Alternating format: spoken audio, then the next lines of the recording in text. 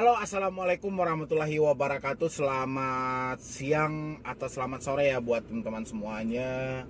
Khususnya yang mungkin ya setiap hari menantikan video terbaru, updatean terbaru dari channel.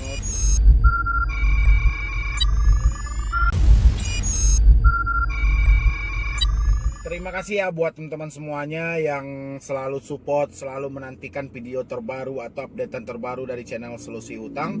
Saya ucapkan ribuan terima kasih ya. Kenapa? Karena supportan, dukungan dan semuanya dari Anda itu yang menjadikan channel ini berkembang sampai detik ini gitu loh. Bukan karena saya hebatnya, tidak gitu loh, tapi karena memang Anda merasa terbantu, video ini merasa bermanfaat, dan Anda juga ikut serta mensupport channel saya. Itu terima kasih banyak. Mungkin tidak ada lain ya.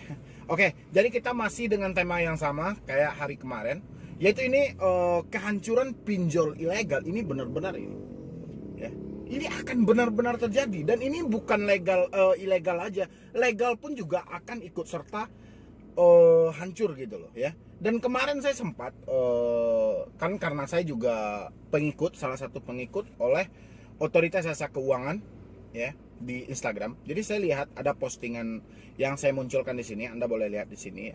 Ini, kenali ciri-ciri fintech lending ilegal ya. Ini dia membilangi kenali ciri-ciri fintech lending ilegal. Anda boleh lihat di sini. Yang nggak tahu, atau Anda boleh juga bergabung di OJK, silahkan, itu jelas, tinggal Anda ketik aja di Instagram kan. Oke. Ciri-ciri fintech lending ilegal. Fintech lending telah menjadi salah satu pilihan alternatif pembiayaan, namun agar tidak salah pilih, kenali ciri-ciri fintech lending ilegal. Ya. Ini yang cuman dijelaskan oleh OJK adalah cuman ilegalnya aja. Ya, tapi sebelum saya lanjutkan untuk bahas video ini, Anda kan sudah lihat di sini. Silakan disupport dulu supaya channel ini juga makin berkembang lagi dan saya makin semangat lagi memberikan solusi dan motivasi buat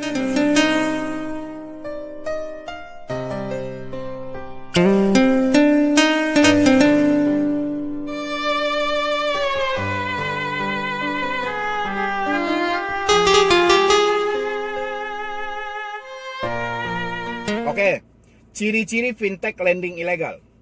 Yang pertama, tidak memiliki legalitas.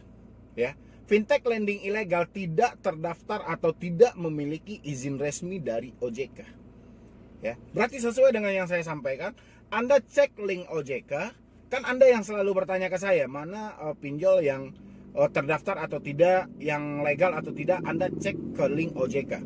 Apakah dia ada di urutan nama pinjol yang legal? Silahkan Anda cek ke situ. Kalau tidak ya udah stop, karena di sini OJK menjelaskan ini ciri-cirinya ya. Berarti ciri-cirinya Anda harus hati-hati dan jangan asalan minjam di sini. Jangan asal bayar di sini ya. Ini yang kedua lagi, mengenakan bunga dan denda biaya yang sangat tinggi. Penerapan bunga, denda serta biaya lainnya sangat tinggi, bahkan tidak jelas dalam perjanjian. Ini benar banget ya. Jadi Anda kan bisa ingat itu kayak dana no, rupiah uang, rupiah duit, atau duit cepat. Itu yang menawarkan beberapa aplikasi di dalam ini tidak jelas gitu loh. Dia kirimkan 800.000, masa kita harus bayar sampai 1,5, harus bayar sampai 2 juta gitu loh ya. Jadi hal seperti ini Anda lihat di sini, ini adalah ciri-cirinya, dan inilah yang akan menjadikan sebuah kehancuran dari fintech ya. Kita lanjut, mudah-mudahan kita tidak menemukan ciri-ciri yang dilakukan oleh pinjol legal. Kalau pinjol legal juga kita temukan ciri-cirinya bahwa dia mengarah ke ilegal, selamat. Ikut serta dalam ini, karena OJK sendiri yang menjelaskan ya. Kita lanjut untuk yang nomor 3-nya. Proses penagihan tidak beretika. Ya. Jadi ini ciri-ciri juga dari pinjol ilegal yang akan hancur berikutnya. Penagihan dilakukan dengan cara yang tidak beretika, bahkan kasar atau mengancam, dan dilakukan oleh penagih yang tidak bersertifikat penagihan. Dah. Oke. Ini cukup. Ini di poin 3 Anda bisa lihat di sini. Dilakukan oleh penagih yang tidak bersertifikat penagihan. Jadi kalau ada pinjol legal yang datang ke tempat Anda, dia tidak menunjukkan sertifikat yang resmi bahwa dia seorang debt collector, itu Anda jangan bicarakan masalah hutang Anda sama dia. Ini sama aja ilegal ya. Jadi ini ada yang dilakukan oleh penagih yang tidak bersertifikat penagihan. Anda lihat di sini di poin nomor 3. Nomor 4, akses data pribadi berlebihan, ya. Fintech lending ilegal mengakses data konsumen tidak hanya melalui kamera, mikrofon, dan lokasi saja sebagaimana ketentuan OJK. Berarti OJK cuma mengizinkan pinjol itu mengakses kamera, mikrofon, dan lokasi saja. Di luar dari itu berarti OJK tidak mengizinkan. Dan bagaimana kalau kita menemukan pinjol yang terdaftar di OJK mengakses di luar ini? Itu pilihan ada di tangan Anda. Anda lihat di sini, Anda pahami di sini. Saya kupas satu persatu buat Anda dan pahami nanti kayak mana akan menjadi sebuah kehancuran dari pinjaman online. Yang nomor 5, pengaduan tak tertangani. Fintech lending ilegal tidak memiliki layanan pengaduan. OJK AFWI tidak menangani pengaduan konsumen fintech lending ilegal, namun pengaduan dapat dilakukan ke polisi atau Satgas Waspada Investasi SWI. Oke.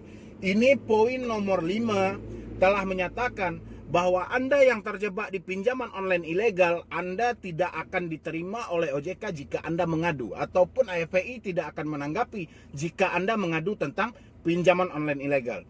Jadi kemana arahnya? Arahnya adalah ke polisi. Ya, arah pengaduannya dapat dilakukan ke polisi. Sementara ketika ada orang yang mengadu ke polisi, polisi malah menjelaskan, yaudah matikan aja HP-nya. Berarti tinggal Anda cabut HP Anda, reset HP Anda ke setelan pabrik. Ini di poin nomor 5. Ya, berarti sesuai dengan yang saya ucapkan di video, ambil inisiatif sendiri. Anda harus keluar dari ini semuanya dari diri Anda sendiri. Karena Anda tidak akan tahu mau mengadu kemana. Anda mengadu ke OJK. OJK, AFWI tidak menangani pengaduan konsumen fintech lending ilegal. Berarti Anda mengadui Danano, Rupiah Perkasa, dan lainnya tidak akan ditanggapi. Dan bagaimana dengan cacian Rupiah Cepat, cacian dari Pinjamindo, cacian dari Adapundi, cacian dari beberapa fintech yang terdaftar, apakah juga tidak ditangani? Coba dulu. Anda yang terjebak di pinjol ilegal di pinjol legal, mohon maaf, kayak Kredivo, Amarbank, Home Credit, Aku Laku, Kredit Pintar, Rupiah Cepat, Adapundi, tulis komentar Anda di bawah bagaimana cara penagihan mereka dan kirim ke OJK apakah dia akan menanggapi. Ya. Karena di sini dia telah menjelaskan bahwa dia tidak akan menanggapi tentang yang ilegal. Oke, kita tidak akan mengadu lagi ke OJK, kita ambil inisiatif sendiri tentang pinjol ilegal. Bagaimana dengan pinjol legal? Rupiah Cepat sering mencaci maki. Amarbank apalagi, Kredivo subhanallah, Aku Laku dan lain sebagainya, Anda tulis di komentar. Ya, saya lanjut, ini poin nomor 6 lagi. Lokasi kantor tidak jelas, lokasi kantor tidak diketahui, bahkan sebagian dioperasi di luar negeri sehingga susah untuk diselesaikan jika terjadi kasus. Oke, berarti sebagian besar dari pinjol ilegal ini tidak berada di Indonesia. Terus apa yang Anda takutkan? Ini OJK di poin nomor 6, Anda bisa lihat di sini, kantor mereka sebagian besar berada di luar negeri. Berarti ada server yang menembus situs Kominfo dan sehingga masuk ke Indonesia dengan bebasnya. Ya, apakah bodohnya kita satelit yang di atas itu tidak bisa mengatasi ini jaringan ilegal, ini jaringan apa, ini jaringan apa? Apakah tidak ada di situ? Oke, nomor 7 kita lanjut, nanti kita kupas ya. Fintech lending ilegal seringkali menggunakan SMS spam untuk menawarkan produk, berbeda dengan fintech lending legal yang dilarang menawarkan melalui sarana komunikasi pribadi tanpa izin. Oke. Kalau ada pinjol legal yang SMS kepada Anda menawarkan sebuah link, ini dikategorikan adalah ilegal. Ya. Dan ini adalah jebakan sendiri untuk pinjol legal dan ilegal. Oke, tipnya menggunakan fintech lending, gunakan fintech lending yang terdaftar atau berizin di OJK. Hati-hati dengan fintech lending yang ilegal, mengelabui dengan menggunakan nama atau logo menyerupai fintech lending legal. Oke, banyak pinjol ilegal memasang logo OJK seakan-akan mereka terdaftar. Jika ingin meminjam, pinjamlah sesuai kebutuhan dan kemampuan. Kalau saya sih, kalau bisa jangan minjam sama sekali lah. Habis itu pahami perjanjian cicilan, waktu pembayaran bunga, denda, dan risiko. Saya pernah bahas ini. Kebanyakan orang menyepelekan soal bunga, soal risiko, soal cicilan ya. Oke. Di sini Ada 7 poin, Anda bisa balik lagi ke awal, ada 7 poin, ya. Tidak memiliki legalitas yang jelas, itu udah pasti ilegal. Habis itu mengenakan bunga, denda, dan biaya yang sangat tinggi. Ini akan Anda jumpakan di pinjol legal. Kalau Anda menjumpai di pinjol legal, mereka menerapkan bunganya lebih dari pokok yang Anda terima, lebih dari pokok yang Anda pinjam. Ini termasuk dalam kategori ilegal. Anda lihat di poin nomor 2. Ya, dan silahkan Anda isi di kolom komentar. Kalau misalnya Anda terjebak di salah satu pinjol yang terdaftar di OJK dan bunganya melebihi dari pokok pinjaman Anda, salah satu ilegal. Ya, ini yang akan menghancurkan ini ciri-cirinya, gitu loh. Saya jumpa di Instagram OJK sendiri. Habis itu yang nomor 3, proses penagihannya tidak beretika. Saya berapa kali memasang rekaman penagihan dari Kredivo, penagihan dari Amarbank, penagihan dari Home Credit, penagihan dari Rupiah Cepat, penagihan dari Adapundi, itu semuanya tidak ada yang beretika. Berarti mereka masuk ke dalam golongan ilegal. Dan silakan Anda tulis di kolom komentar kalau memang Anda mendapatkan apa nama pinjolnya, bagaimana cara penagihannya, ya. Akses data pribadi berlebihan. Semua pinjol mengakses data pribadi berlebihan. Ya, berlebihan. Ya, bahkan yang legal mengancam, kami akan menyebarkan data pribadi Anda. Saya menyimpan beberapa buktinya yang ada. Ya, oke, ini untuk nomor 5. Ini sudah jelas, Anda tidak usah mengadu lagi tentang pinjol yang ilegal.